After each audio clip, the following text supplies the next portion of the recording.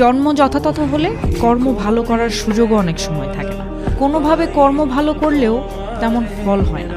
10 কদম আগালে 12 কদম পিছিয়ে পড়তে হয়। যেমন ধরুন, সুইডেনে যদি আপনি চাকরি হারান তাহলে আপনার সর্বশেষ বেতনের প্রায় 80% বেকার ভাতা পাবেন এবং প্রায় 9 মাস ধরে এই ভাতা চলমান থাকবে।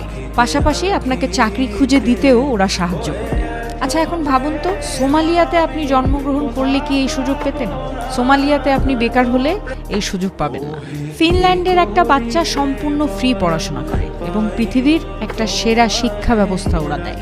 আপনার পেশা কি, আপনার ইনকাম কত, সেটার উপরে আপনার বাচ্চার পড়াশোনার মান ভিন্ন হবে না কখনো। আপনি ড্রাইভার হলেও আপনার বাচ্চা যে স্কুলে যেতে পারবে, আপনি বিশ্ববিদ্যালয়ের প্রফেসর হলেও তাই হবে। জন্ম যথাতথ হলে ভালো বন্ধুবান্ধব ও সঙ্গীও তো পাওয়া যায় না। ভালো বন্ধুবান্ধব আপনার জীবনকে ধাক্কা দেয়, ড্রাইভ করে।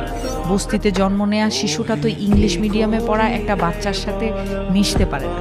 ডেনমার্কের জন্ম নেওয়া মানুষটা উচ্চতর শিক্ষা না নিয়েও একটা ভালো জীবন পার করতে পারে। কিন্তু ভারতের একটা মানুষ কিংবা বাংলাদেশের একটা মানুষ শৈশব থেকে যৌবন পর্যন্ত শুধু পরীক্ষা আর রোল নম্বরের পেছনে দৌড়ালেও একটা ভালো চাকরি পেতে কষ্ট হয়।